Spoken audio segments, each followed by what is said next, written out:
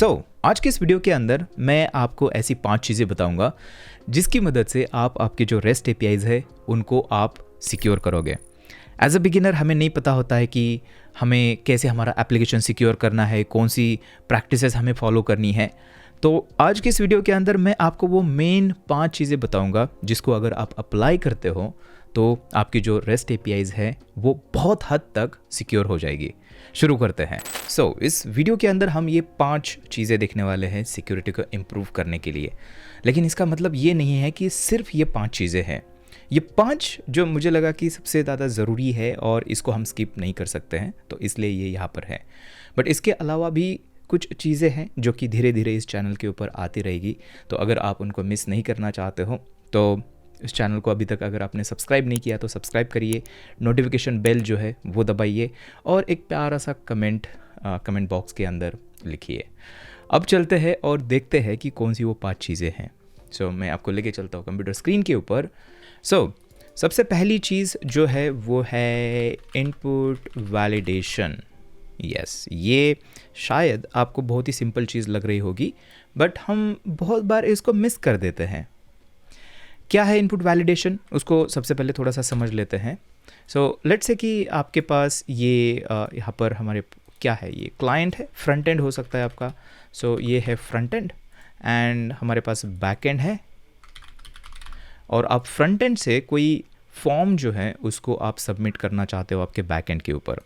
अब ये जो फॉर्म है ये मे बी यहाँ पे नेम हो सकता है, ईमेल एंड पासवर्ड, ये फील्ड्स हो सकते हैं, मे बी रजिस्टर कर रहे हैं हम, तो उसका ये फॉर्म है। तो हम क्या करते हैं, हम बेसिकली सबसे पहले तो क्लाइंट साइड जो वैलिडेशन होता है, मतलब चेक करना होता है कि नेम क्या स्ट्रिंग है या नहीं है, ईमेल वैलिड ईमेल है या नहीं है, ये सारी चीज़ें हम यहाँ पर क्लाइंट साइड पे चेक करते हैं। ओके और हम ये सोचते हैं कि क्लाइंट साइड पे चेक किया है, मतलब इसका मतलब हमें और कुछ करने की ज़रूरत नहीं, हम सेफ़ है, राइट। लेकिन अगर आपको थोड़ा भी HTML अगर आता है तो आपको पता होगा कि कितने इजी तरीके से हम इसको बाईपास कर सकते हैं क्लाइंट साइड। क्या करना चाहिए हमें मेक श्योर करना चाहिए कि बैकएंड साइड पे ये जो वैलिडेशन है वो फिर से एक बार हो जाए। जो क्लाइंट होता है ना, उसके ऊपर आपको बिल्कुल ट्रस्ट नहीं करना है। ज़ीरो ट्रस्ट जो है यहाँ पे मेंटेन करना है। क्लाइंट के ऊपर हम कभी भी ट्रस्ट नहीं कर सकते हैं। तो हम क्या करते हैं, यहाँ पे जितना हो सके उतना अर्ली यहाँ पर हम लगाते हैं वैलिडेशन। बेसिकली जो भी रिक्वेस्ट के अंदर डेटा आ रहा है उसको हम वैलिडेट करते हैं, उसको चेक करते हैं कि सारी चीज़ें वैलिड है या नहीं है, ईमेल वैलिड ईमेल है या नहीं है, पासवर्ड स्ट्रॉन्ग है या नहीं है, ये सारी चीज़ें ना हम यहाँ पर लगाते हैं। और इसको जितना अर्ली हो सके इतना इसलिए लगाना है क्योंकि जो हमारा कंट्रोलर होता है, कंट्रोलर के अंदर जब भी डेटा आता है तो हम एक बेस्ट प्रैक्टिस ये होती है कि कंट्रोलर के अंदर डेटा आने से पहले वो वैलिडेट हो जाए। कंट्रोलर के अंदर ऑलरेडी जो वैलिडेटेड डेटा है वो हमारा रिसीव हो जाए, राइट। मे बी अभी आप सोच रहे होंगे कि क्या रीज़न है, क्यों हमें ये करना चाहिए, क्या प्रॉब्लम होता है क्या इससे? यस, प्रॉब्लम होता है। एक्चुअली प्रॉब्लम्स बहुत सारे हैं। एक मेन प्रॉब्लम तो ये है कि लेट्स से कि हमारे एप्लीकेशन के अंदर कहीं पे आप नेम प्रॉपर्टी जो है या फिर रिक्वेस्ट ऑब्जेक्ट के ऊपर नेम प्रॉपर्टी को आप एक्सेस कर रहे हो, dot name, request body dot name, और अगर हमारे रिक्वेस्ट के अंदर वो जो अगर कोई भेजता ही नहीं है, राइट, तो क्या हो जाएगा, आपकी रन टाइम एरर आ सकती है, आपका जो एप्लीकेशन है वो क्रैश हो सकता है, आपके प्रोडक्शन एप्लीकेशन के अंदर एरर्स आनी शुरू हो जाती है। ये एक है। या फिर आपका जो इनकंसिस्टेंट डेटा है वो डेटाबेस के अंदर स्टोर हो सकता है। मे बी आप जो नेम है वो आप डेटाबेस के अंदर स्टोर करना चाहते हो लेकिन क्लाइंट से किसी ने नेम भेजा नहीं तो वो खाली नेम वहाँ पे स्टोर हुआ है। ऐसे बहुत सारे प्रॉब्लम्स आपके एप्लीकेशंस के अंदर हो सकते हैं। तो आपको मेक श्योर करना है कि यहाँ पे ये करना है एज़ अर्ली एज़ पॉसिबल। अगर आप एक्सप्रेस.js यूज़ कर रहे हो तो उसके अंदर मिडलवेयर्स हम यूज़ करते हैं, तो यहाँ पर चेक लगाएंगे। अगर डेटा अगर वैलिड नहीं है तो हम यहाँ से क्या करते हैं, यहाँ से तुरंत 500 स्टेटस कोड जो कि बैड रिक्वेस्ट होता है इसको आप रिटर्न कर सकते हैं विथ मैसेज, मतलब प्रॉपर मैसेज दे सकते हैं कि जो सारे फील्ड्स है वो रिक्वायर्ड है, राइट। बहुत ही छोटी सी चीज़ है, बहुत ही सिंपल चीज़ है, लेकिन इसको मिस करने से आपके एप्लीकेशन के अंदर प्रॉब्लम्स आ सकते हैं। तो इसको आपको स्किप नहीं करना है। दिस इज़ नॉट ऑप्शनल, आपको इसको करना ही करना है हर एक प्रोजेक्ट के अंदर। ठीक है जी। सो जल्दी से मैं आपको डेमो दिखाता हूँ। तो मेरे पास यहाँ पे एक एक्सप्रेस जेएस का एप्लीकेशन है, और ये सिर्फ नोड एक्सप्रेस को अप्लाई नहीं होता है, कोई भी बैक एंड लैंग्वेज आप यूज़ कर रहे होते हो तो ये जो है वो सबके लिए अप्लाई होगा, ठीक है। सो यहाँ पर एक रिक्वेस्ट हम करेंगे जल्दी से। मेरे पास एक रजिस्टर एंड पॉइंट है एंड इसके अंदर नेम, ईमेल एंड पासवर्ड हम सेंड कर रहे हैं। अगर मैं सेंड करता हूँ तो यहाँ पर आप देख सकते हो यूज़र रजिस्टर सक्सेसफुली हो रहा है, टोकन, एक्सेस टोकन वगैरह सब हमें यहाँ पर मिल रहा है। लेकिन अगर लेट्स से कि ये जो नेम फील्ड है इसको मैं हटा देता हूँ और फिर रिक्वेस्ट करने की कोशिश करता हूँ, तो यहाँ पर अभी हमें 400 जो है बैड रिक्वेस्ट स्टेटस कोड मिलेगा एंड प्रॉपर एरर मिलेगी कि ऑल फील्ड्स आर रिक्वायर्ड। अब ये कैसे हुआ? ये इसलिए हुआ क्योंकि हमने बैकएंड पे हमारे, अगर मैं आपको कोड जल्दी से दिखा दूँ तो ये है वो रजिस्टर एंड पॉइंट एंड यहाँ पर आप देख सकते हो हम रिक्वेस्ट बॉडी से डेटा गेट कर रहे हैं एंड यहाँ पर इसको वैलिडेट कर रहे हैं। अभी हाँ, इसको थोड़ा सा सिंपल रखने के लिए हमने कंट्रोलर के अंदर ही यहाँ पर कर रहे हैं, बट आइडियल सिचुएशन में आप क्या करोगे, यहाँ पे कोई वैलिडेशन लाइब्रेरी यूज़ करोगे। जॉड जो है आजकल मॉडर्न बहुत बार यूज़ किया जाता है, अलग अलग लाइब्रेरीज़ है, जॉड है, एक्सप्रेस वैलिडेटर है, और इसी के साथ में और भी है, और भी बहुत सारी लाइब्रेरी है, आप अगर सर्च करोगे तो आपको मिल जाएगी। तो उनकी मदद से आप क्या कर सकते हो, यहाँ पर मतलब यहाँ पर कंट्रोलर्स के अंदर पहुँचने से पहले ही आप मिडलवेयर के अंदर इसको जो है वैलिडेट कर सकते हो, राइट। बहुत ज़्यादा ज़रूरी है ये, इसको बिल्कुल आपको मिस नहीं करना है। तो ये एक चीज़ है। वापस चलते हैं एंड देखते हैं कि सेकेंड चीज़ कौन सी है जिससे हम हमारी जो APIs हैं उसको हम और सिक्योर कर सकते हैं। तो सेकेंड चीज़ है रेट लिमिटिंग। देखिए, हम में से बहुत सारे बिगिनर्स को पता नहीं होता है कि रेट लिमिटिंग क्या है, तो उसके बारे में थोड़ा सा मैं आपको ओवरव्यू देता हूँ। तो लेट्स से कि हमारे पास सेम ये फ्रंट एंड और बैक एंड दोनों चीज़ें हैं, तो यहाँ पर सेम सेटअप लेके आते हैं एंड इसके अंदर क्या होता है ना, देखिए रेट लिमिटिंग के मेनली 2 रीज़न हैं क्यों हम रेट लिमिट करते हैं। सबसे पहले समझते हैं रेट लिमिटिंग क्या है। सो लेट्स से कि ये जो सर्वर है ये हमारी 100 रिक्वेस्ट जो है पर सेकेंड हैंडल कर सकता है, ठीक है, ऐसे समझ लेते हैं एग्जाम्पल के लिए 100। अब यहाँ पर क्या होगा कि 100 से ज़्यादा रिक्वेस्ट अगर एक ही साथ में आती है तो चांसेस क्या है कि आपका जो सर्वर है ये यहाँ पे क्रैश हो सकता है, उतनी सारी रिक्वेस्ट वो हैंडल नहीं कर सकता है। तो इसके लिए हमें क्या करना होता है, इसके लिए हमें सर्वर के ऊपर रेट लिमिटिंग लगाना होता है।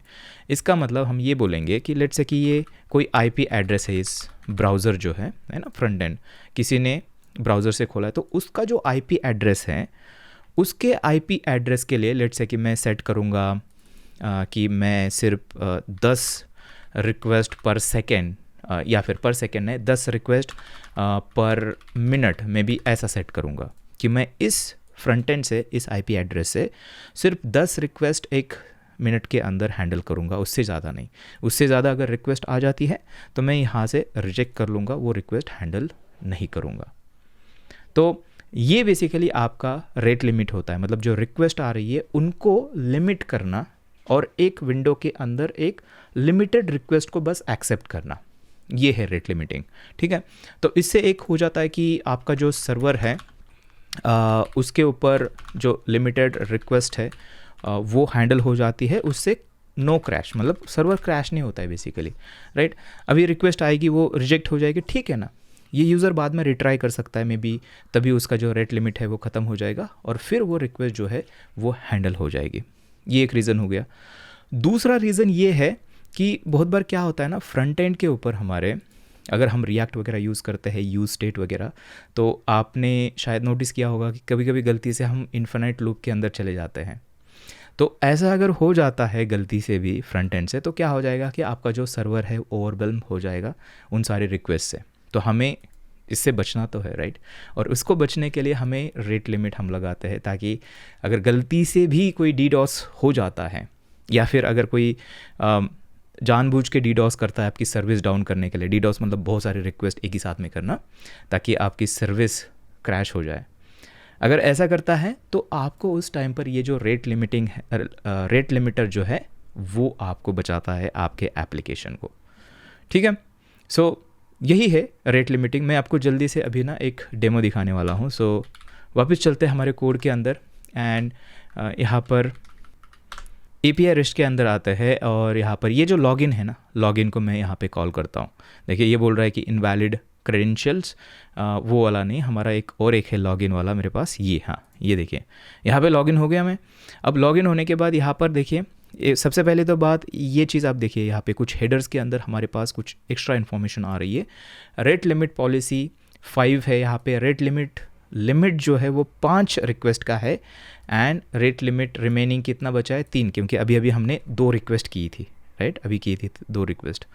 एंड रेट लिमिट रिसेट कभी होगा 893, मतलब 893 सेकेंड के बाद वो रीसेट होगा। इसका मतलब क्या है कि हमने जो भी ये टाइमिंग रखा हुआ है, जो टाइमिंग की विंडो रखी हुई है, उसके अंदर आप टोटल 5 रिक्वेस्ट ही कर सकते हो इस एंड पॉइंट के ऊपर, ये मतलब है।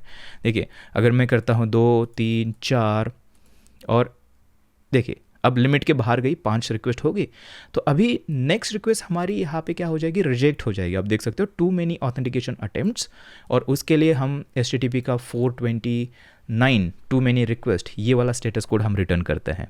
तो देखिए अब अगर यहाँ पे आप DDoS भी करोगे इसको, तो आपकी रिक्वेस्ट एक्सेप्ट नहीं हो रही है, मिडलवेयर से ही वापस आ रही है, राइट। सो ये है रेट लिमिटिंग, और इसको एक्सप्रेस के अंदर आप कैसे कर सकते हो मैं जल्दी से आपको दिखाता हूँ। तो एक्सप्रेस के अंदर ना यहाँ पे हमें एक लाइब्रेरी मिलती है। सो इसको क्लोज कर देते हैं। आप देख सकते हो जो लाइब्रेरी है उसका नाम है एक्सप्रेस रेट लिमिट।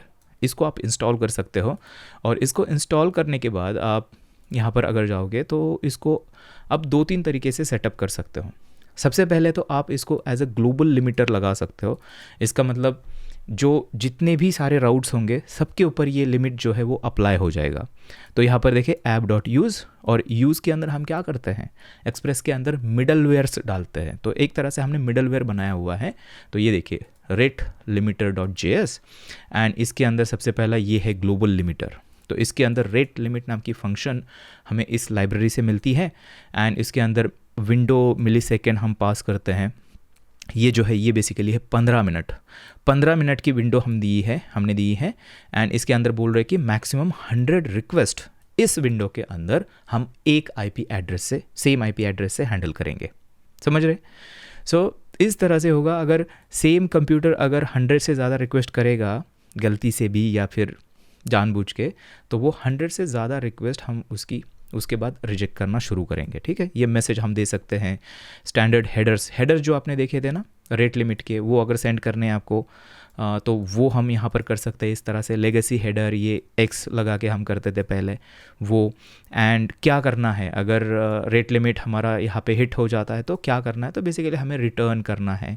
आप यहाँ पे लॉगिंग कर सकते हो, लॉक कर सकते हो रिक्वेस्ट को, क्या हो रहा है ना, उससे हमें पता चले कि DDoS हो रहा है या क्या हो रहा है, नोटिफिकेशन सेंड कर सकते हो। तो ये सारी चीज़ें इसके अंदर पॉसिबल हो पाती है। ये ग्लोबल लिमिटर है तो सारे इसके ऊपर हमने इसको अप्लाई किया हुआ है। देखिए एक बार फिर से देख लेते हैं index.js के अंदर। तो देखिए ये ऐप यूज़ मतलब सारे राउट्स के ऊपर। अब यहाँ पर ना हम क्या कर सकते हैं, कभी कभी कुछ ऐसे एंड पॉइंट्स होते हैं जो कि ज़्यादा क्रिटिकल होते हैं, और उसके ऊपर थोड़ा सा रेट लिमिट अलग चाहिए होता है हमें। जनरल मतलब जो ग्लोबल है वैसा वाला नहीं, उसके ऊपर और स्ट्रिक्ट रेट लिमिट चाहिए होता है। फॉर एग्ज़ाम्पल ये है रजिस्टर या फिर लेट्स से लॉगिन वाला, यहाँ पे है ना हमारे पास लॉगिन वाला एंड पॉइंट। एक बार देख लेते हैं। देखिए ये वाला लॉगिन एंड पॉइंट जो है ना, इसके ऊपर ऑथ लिमिटर ये मिडलवेयर हमने अप्लाई किया है। अब ये लॉगिन वाला एंड पॉइंट ऐसे होता है, सबसे ज़्यादा DDoS हमारे इसके ऊपर होता है, राइट। कोई अगर ब्रूट फोर्स अटैक करता है लॉगिन करने के लिए, अलग अलग पासवर्ड अगर ट्राई कर रहा है, तो यहाँ पे लिमिटर लगाना बहुत ज़्यादा ज़रूरी है ताकि वो कम से कम रिक्वेस्ट विंडो के अंदर, टाइम विंडो के अंदर कर पाए, राइट। सो ऑथ लिमिटर अगर देखेंगे हम तो इसके अंदर सारे सेम ही चीज़ें हैं, बस हमने क्या किया है उसका जो विंडो साइज़ है, विंडो साइज़ भी उतना ही है, मैक्स रिक्वेस्ट कितनी है उसको हमने कम कर दिया है। देखिए मैक्स ये 5 यहाँ पर दिखा रहा है, राइट। तो इस तरह से आप मल्टीपल लिमिटर्स जो है वो आप यहाँ पे बना सकते हो। फॉर एग्जांपल पासवर्ड लिमिटर है हमारे पास, और ये हमारा मैक्स 3 है, ठीक है। पासवर्ड लिमिटर कहाँ पर लगाया हुआ है, अगर यहाँ पर चलते हैं पासवर्ड लिमिटर, हाँ पासवर्ड लिमिटर कहीं पे लगाया नहीं है, लेकिन अगर आप चाहो तो मे बी हमारे पास पासवर्ड रिसेट करने का अगर एंड पॉइंट होता था तो उसके ऊपर हम ये जो पासवर्ड लिमिटर है वो लगाते थे, राइट। सो इस तरह से जो आपका लिमिटर है आपके एपीआईज़ को सेव करता है, आपके एप्लीकेशन को क्रैश होने से बचाता है। तो एक्सप्रेस हो, नोड.js या फिर पाइथन हो, गोलैंग हो, सबके अंदर आप जो रेट लिमिटर है उसको सेटअप कर सकते हो। ठीक है जी, आगे बढ़ते हैं। सो अब उसके बाद हमारा जो थर्ड जो चीज़ है वो है प्रोटेक्ट दी एपीआईज़, है ना। यहाँ पे हम टोकन्स जो है उसको यूज़ करते हैं। जो आपकी एपीआईज़ होती है उनको एंड पॉइंट्स को प्रोटेक्ट करना है, कोई भी ऐसे पब्लिकली उसको एक्सेस नहीं करना चाहिए, राइट। तो वो क्या है उसको थोड़ा सा समझते हैं। अब इसके अंदर क्या होता है, बेसिकली सेम सेटअप का ही एग्जांपल हम यहाँ पर लेंगे। सो लेट्स से कि हमारे पास फ्रंट एंड है और बैक एंड है, तो इसके अंदर बहुत सारी एपीआईज़ होती है। तो लेट्स से कि एक एग्जांपल लेते हैं /API/प्रोफाइल, मतलब यूज़र का जो प्रोफाइल डेटा होता है उसके लिए ये एंड पॉइंट। ठीक है। सो अब थोड़ा सोचिए कि ये जो प्रोफाइल का डेटा होता है, मे बी प्रोफाइल का डेटा ये पर्सनल डेटा है उस यूज़र का, तो कोई भी इसको इस तरह से जो है वो फेच नहीं करना चाहिए, राइट, इस तरह से। तो इस एंड पॉइंट को हम पब्लिकली एक्सपोज नहीं कर सकते हैं। अगर नॉर्मल एंड पॉइंट बनाते हैं तो बाय डिफ़ॉल्ट क्या हो जाता है कि आपका जो एंड पॉइंट है पब्लिकली एक्सपोज हो जाता है उस यूआरएल के ऊपर। सो इसको प्रोटेक्ट करने के लिए हम यहाँ पर एक चीज़ यूज़ करते हैं जिसको हम बोलते हैं ऑथेंटिकेशन। अब ये ऑथेंटिकेशन होता है ना, इसके अंदर हम क्या करते हैं, बेसिकली इंश्योर करते हैं कि जो भी रिक्वेस्ट आ रही है यहाँ पर वो रिक्वेस्ट ऑथेंटिकेटेड है या नहीं है। तो इसके लिए मल्टीपल चीज़ें हम यूज़ करते हैं। हम सेशंस यूज़ करते हैं, हम टोकन्स यूज़ करते हैं, JWTs आपने सुना होगा, राइट। यहाँ पे वीडियो की लिंक मिलेगी, डिटेल में हमने डिस्कस किया हुआ है उसके बारे में, तो देख लीजिए। तो ये चीज़ें जो है ना ये बहुत ज़्यादा ज़रूरी होती है इस केस में, ये हमें करना होता है, कभी भी भूलना नहीं है। तो यहाँ पर अगर एक्सप्रेस.js आप यूज़ कर रहे हैं तो यहाँ पे मिडलवेयर के अंदर हम ये जो सारा चीज़ें हैं उसको हम रखते हैं, सेशन को वैलिडेट करना। अगर वैलिड सेशन है तो सब कुछ ठीक है, अगर वैलिड सेशन नहीं है तो हम यहाँ से रिटर्न करते हैं। एंड इस केस में 401 जो स्टेटस कोड होता है अनऑथराइज्ड, ये वाला हम रिटर्न करते हैं ताकि फ्रंट एंड जो है वो समझ जाए और हमें valid request with valid JWT token ये हमें करे, राइट। सो ये चीज़ है प्रोटेक्ट दी एपीआईज़। टोकन्स की मदद से करेंगे तो थोड़ा सा चीज़ें स्टेटलेस हो जाती है हमारी। मैं आपको जल्दी से डेमो दिखाता हूँ इसका। सो लेट्स से कि हमारे पास ये सेम एप्लीकेशन है एंड इस एप्लीकेशन के अंदर ना हमारे पास कुछ एंड पॉइंट्स है। देखिए यहाँ पर एक एंड पॉइंट अगर आप देखोगे, देखिए मैंने यहाँ पे प्रिपेयर किया हुआ है। सो ये देखिए ये एंड पॉइंट है टेस्ट इनवैलिड टोकन। सेंड करते हैं तो यहाँ पे आप देख सकते हो एरर आएगी और ये बोल रहा है कि 401 अनऑथराइज्ड, यस, और एरर आ रही है कि इनवैलिड और एक्सपायर्ड टोकन। क्यों? क्योंकि ये इनवैलिड टोकन हमने इस तरह से पास किया है जो कि ऐसा टोकन एग्जिस्ट नहीं करता है। तो एक काम करते हैं, देखिए यहाँ से जल्दी से लॉगिन कर लेते हैं। सो सेंड रिक्वेस्ट करते हैं और ये टोकन हमें यहाँ पर मिल जाएगा। तो टोकन को हमें क्या करना है, इस तरह से कॉपी करना है एंड कॉपी करके यहाँ पे मैं इसको पास करूँगा इस तरह से। एंड अभी अगर रिक्वेस्ट करते हैं तो अभी आप देख सकते हो हमें डेटा यहाँ पे रिसीव हो रहा है। तो मैं इसकी बात कर रहा हूँ कि आपके जो API एंड पॉइंट्स होते हैं उनको प्रोटेक्ट करने के लिए आप इस तरह से जो JWT टोकन्स है उसको आप यूज़ कर सकते हो। ठीक है, चीज़ें होती कैसी है, बहुत सिंपल होती है, हम कैसे उसको इम्प्लीमेंट करते हैं वो देखते हैं। सो लेट्स से कि ये लॉगिन एंड पॉइंट है। तो इस लॉगिन एंड पॉइंट के अंदर सबसे पहले तो हम डेटाबेस के अंदर सब ईमेल एग्जिस्ट करता है कि नहीं करता है, पासवर्ड मैच होता है नहीं होता है, ये सब देखते हैं। और उसके बाद आप देख सकते हो JWT.sign मेथड हम अलग अलग लाइब्रेरीज यूज़ करते हैं उसके लिए। तो एक लाइब्रेरी ये है, देखिए यहाँ पर अगर आप देखोगे ये जेसन वेब टोकन, इसको हम बहुत बार यूज़ करते हैं और उसकी मदद से हम जो टोकन है बस एक लाइन में इस तरह से हम यहाँ पर जनरेट करते हैं। तो ये टोकन हमें जनरेट हो जाता है, उसको हम रिटर्न करते हैं हमारे फ्रंट एंड के ऊपर और जो फ्यूचर रिक्वेस्ट होगी सारी उसके साथ में फ्रंट एंड ये टोकन भेजता है। तो सर्वर यहाँ पर फिर से मिडलवेयर के अंदर, देखिए हमने यहाँ पे देखा था कि हमें एज अर्ली एज पॉसिबल इसको चेक करना है। तो इस मिडलवेयर के अंदर ये यहाँ पर देखिए ये ऑथ मिडलवेयर है, यहाँ पर क्या करेगा, ये उस ऑथराइजेशन हेडर के अंदर हम सेंड कर रहे हैं ना यहाँ पे, देखिए इस तरह से ये हेडर है। सो ऑथराइजेशन हेडर के अंदर हम बियरर और उसके बाद ऐसे सेंड कर रहे हैं, तो हमारा मिडलवेयर एक्चुअली वही काम कर रहा है। देखिए उस ऑथराइजेशन हेडर के अंदर से वो टोकन एक्सट्रैक्ट कर रहा है एंड उसके बाद उसको वेरीफाई कर रहा है, उसकी सिग्नेचर वेरीफाई कर रहा है, और सब कुछ अगर ठीक है तो वो जो उसके अंदर जो भी पेलोड था वो रिक्वेस्ट डॉट यूज़र के ऊपर सेट करता है और नेक्स्ट कॉल करता है। इसका मतलब आगे बढ़ो, चेन के अंदर सब कुछ ठीक है, नहीं तो यहाँ से ही रिटर्न कर दो जो हमने देखा था इनवैलिड है ना, तो आगे रिक्वेस्ट जाएगी नहीं, आपके मिडलवेयर से ही रिक्वेस्ट वापस चली जाएगी, राइट।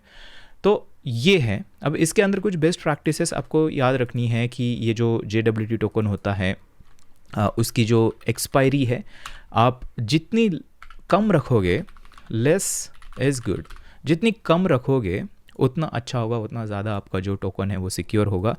लेकिन अगर कम रखते हैं तो एक प्रॉब्लम ये होता है कि यूज़र बार बार लॉग आउट हो जाएगा। लेट्स से कि हमने 60 सेकेंड की एक्सपायरी रखी है, तो हर एक 60 सेकेंड पे यूज़र लॉग आउट होगा। अब उसका भी सॉल्यूशन है, उसको हम रिफ़्रेश टोकन्स की मदद से सॉल्व करते हैं। उसके लिए भी हमने डिटेल वीडियो बनाई है, यहाँ पे आपको दिखेगी, आप देख लेना बाद में इसके बाद।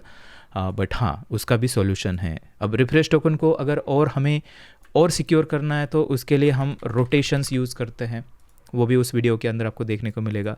तो ये जो सारी चीज़ें हैं ना, ये आपको याद रखनी है और इसको आपके प्रोजेक्ट के अंदर इम्प्लीमेंट करना है। चलिए आगे बढ़ते हैं। अभी नेक्स्ट वाली जो चीज़ है हमारी, ये है एरर हैंडलिंग। अब देखिए, आप बोलोगे कि एरर हैंडलिंग और सिक्योरिटी का क्या यहाँ पे कनेक्शन है? कनेक्शन है। सिक्योरिटी मतलब ऐसा नहीं होता कि कोई हैकर आपके साइट को हैक करेगा। सिक्योरिटी ये भी होती है कि आपका एप्लीकेशन क्रैश हो रहा है, वो भी एक सिक्योरिटी के अंदर आता है। आपके एप्लीकेशन के अंदर रन टाइम के अंदर एरर आती है और उसकी वजह से आपका जो एप्लीकेशन है वो अफेक्ट हो जाता है, वो भी एक सिक्योरिटी का पार्ट है, राइट। सो एरर हैंडलिंग जो है ये बहुत ज़्यादा ज़रूरी है, क्योंकि क्या होता है, एरर हैंडलिंग अगर सही से आप नहीं करोगे तो बहुत सारे रन टाइम एरर्स जो है आपके एप्लीकेशन के अंदर आ सकती हैं, जिसकी मदद से आपका जो एप्लीकेशन है वो क्रैश हो सकता है, और क्रैश होने की वजह से आपके जो यूज़र्स हैं वो आपके एप्लीकेशन को एक्सेस नहीं कर पाएंगे, राइट। सो ये प्रॉब्लम है, और एक्सेस नहीं करते तो आपको पता है अगर ये प्रोडक्शन एप्लीकेशन है तो उसके अंदर आप या फिर कंपनी बहुत सारा पैसा खो देती है, क्योंकि साइट नहीं चल रही है तो यूज़र कुछ परचेस नहीं कर पाते हैं तो इसका मतलब उनका जो रेवेन्यू है वो हिट करता है। ओके, सो एरर हैंडलिंग के लिए बेसिकली आप क्या करते हो, अगर एक्सप्रेस.js की अगर हम बात करें तो आपको पहली चीज़ मेक श्योर करनी है कि आपको ग्लोबल एरर हैंडलर को इंट्रोड्यूस करना है, ठीक है। एक ग्लोबल एरर हैंडलर होता है आपके एप्लीकेशन के अंदर, जहाँ पर वो सारी जो एप्लीकेशन के अंदर जो एरर थ्रो होती है उसको एक जगह पर सेंट्रलाइज लोकेशन पे वो कैच करता है और वहाँ से चीज़ें जो क्लाइंट है उसको रिटर्न करता है। दूसरी चीज़ इसके अंदर आपको ये याद रखनी है कि डोंट, ठीक है, बहुत इंपॉर्टेंट है, expose production errors to client. क्या मतलब है इसका? इसका मतलब ये होता है कि बहुत बार हमारे प्रोडक्शन के अंदर ऐसी एरर्स आती है, जैसे कि डेटाबेस आपका फेल हो गया, फिर डेटाबेस के अंदर कुछ एरर आ गई, या फिर कोई भी इंटरनल जो है आपके लॉग्स जो होंगे, एरर मैसेजेस होंगे, उसको आपको क्लाइंट के ऊपर नहीं भेजना है, क्योंकि उससे क्या हो जाता है कि आपकी जो इंटरनल वर्किंग है वो जो क्लाइंट है फ्रंट एंड, उसको वहाँ से बहुत सारी चीज़ें पता हो सकती है, एक्सपोज हो सकती है, जो कि अच्छा नहीं होता है आपके एप्लीकेशन के सिक्योरिटी के लिए। तो आपको यहाँ पे इंश्योर करना है कि जो भी प्रोडक्शन वाली एरर्स है उसको आपको ऑगमेंट करना है, हाइड करना है, उसकी जगह आपको एक थोड़ी सी यूज़र फ्रेंडली कोई जेनरिक जो मैसेजेस है, एरर मैसेजेस, वो आपको देने हैं। हमने एरर हैंडलिंग के ऊपर डेडिकेटेड वीडियो बनाया है, यहाँ पे आपको लिंक मिलेगी, आप देख लेना कि कैसे हम ये सारी चीज़ें करते हैं, उसके अंदर आप वो सारी चीज़ें सीखोगे।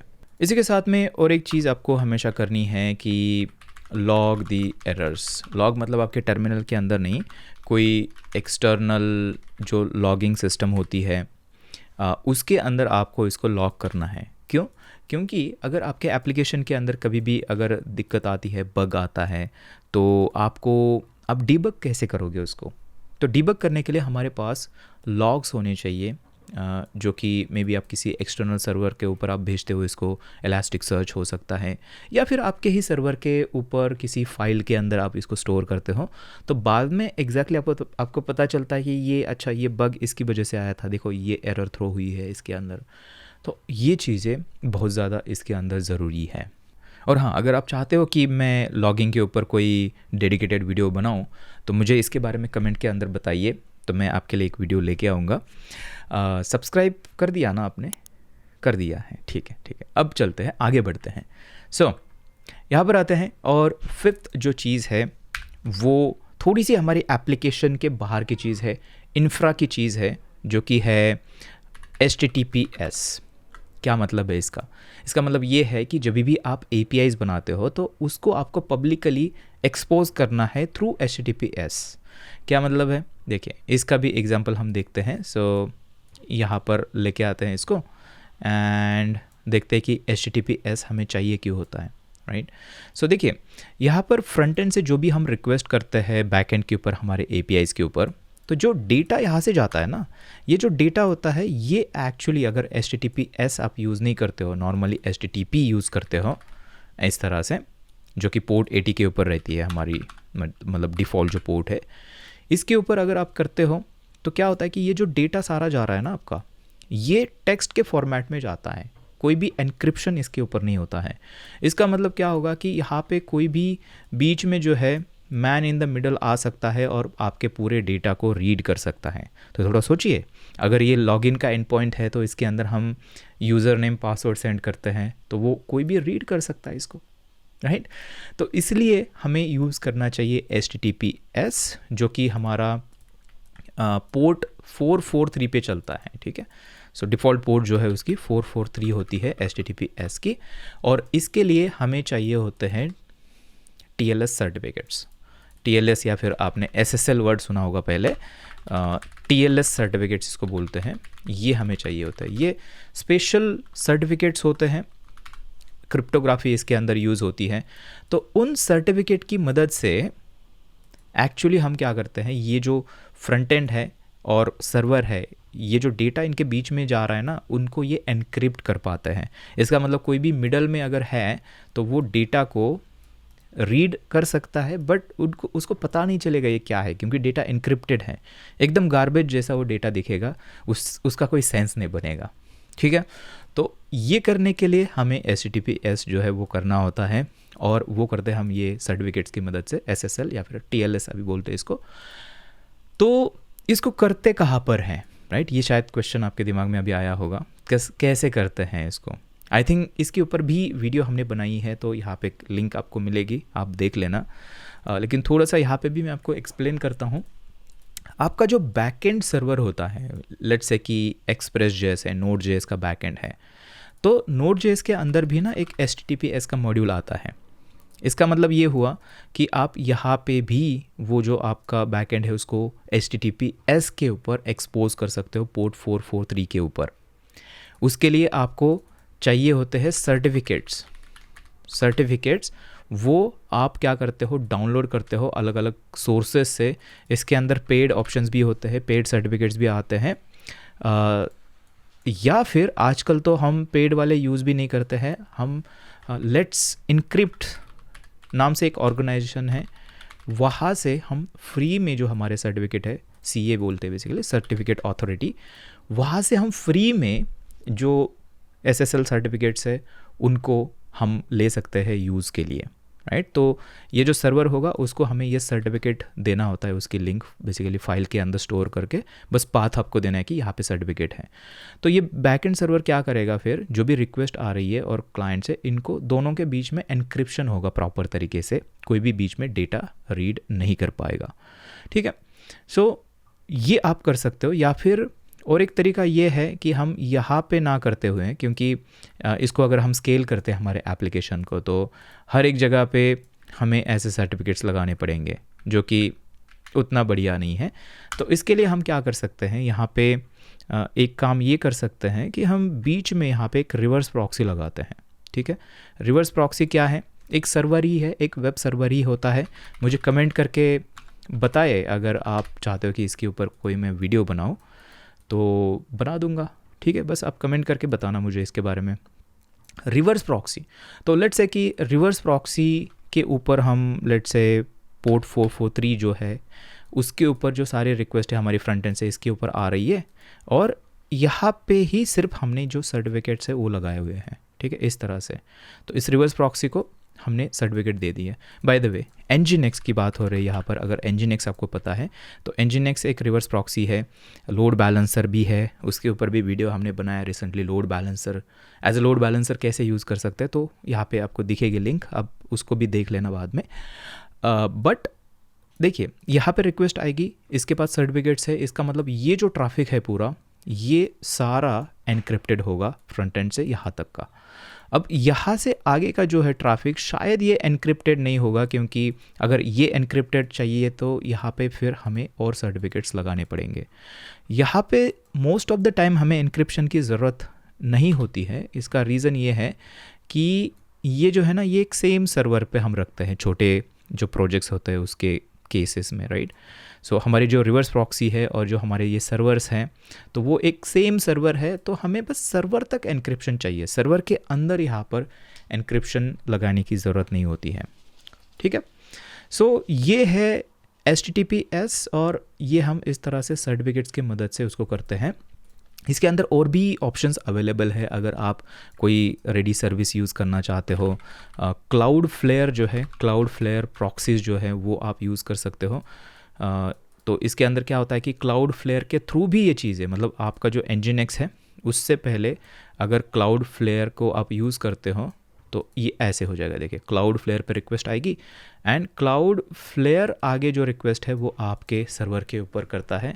तो ये सर्टिफिकेट का जो काम है ना क्लाउडफ्लेयर भी आपके लिए हैंडल कर सकता है, ठीक है। ये भी चीज़ पॉसिबल है। या फिर ये सर्टिफिकेट्स अगर आपको सेटअप करने में थोड़ा सा कन्फ्यूज़न हो रहा है, पता नहीं कैसे करना है, तो आप क्या कर सकते हो, आप और एक चीज़ यूज़ कर सकते हो जिसको हम बोलते हैं कैडी, ठीक है। ये भी एक सर्वर है, कैडी आप बोल सकते हो, Nginx जैसा ही सर्वर है, बट इसकी एक खासियत ये है कि इसके अंदर बाय डिफ़ॉल्ट ये HTTPS ही यूज़ करता है। इसका मतलब ये जो सर्टिफिकेट सेटअप करने हैं वो आपको मैनुअली नहीं करने पड़ेंगे, ये अपने इसका फीचर ही है। मतलब बिहाइंड द सीन वो सारे सर्टिफिकेट्स वगैरह सेटअप करेगा और हमें रेडी HTTPS जो है पोर्ट अवेलेबल करके देगा, ठीक है। कमेंट करिए, मैं इसके ऊपर भी कुछ बनाऊंगा क्योंकि ये भी बहुत ही पावरफुल टेक्नोलॉजी है। Nginx के ऊपर एक पूरा क्रैश कोर्स ही हमने बनाया हुआ है, तो उसको भी आप देख लेना, ठीक है। यहाँ पे लिंक या फिर डिस्क्रिप्शन के अंदर सारी लिंक्स आपको जो भी रेफरेंस मैंने दिया है इस वीडियो के अंदर वो सारी आपको यहाँ पे मिलेगी। ऑलराइट, सो ये थे हमारे 5 चीज़ें जिसकी मदद से आप आपकी जो REST APIs है उसको और सिक्योर कर सकते हो। तो ये जो सारी चीज़ें हैं इसको अगर आपको देखना है कि प्रैक्टिकल के अंदर हम रियल प्रोडक्शन एप्लीकेशंस के अंदर कैसे यूज़ करते हैं, तो उसके लिए आप codersgan.com के ऊपर जो हमारा MERN प्लस है उसको आप चेकआउट कर सकते हो। और अगर आपको देखना है कि ये रिवर्स प्रॉक्सी Nginx ये क्या काम करता है, लोड बैलेंसिंग कैसे होती है, तो ये लेफ्ट वाला वीडियो आप अभी देख सकते हो।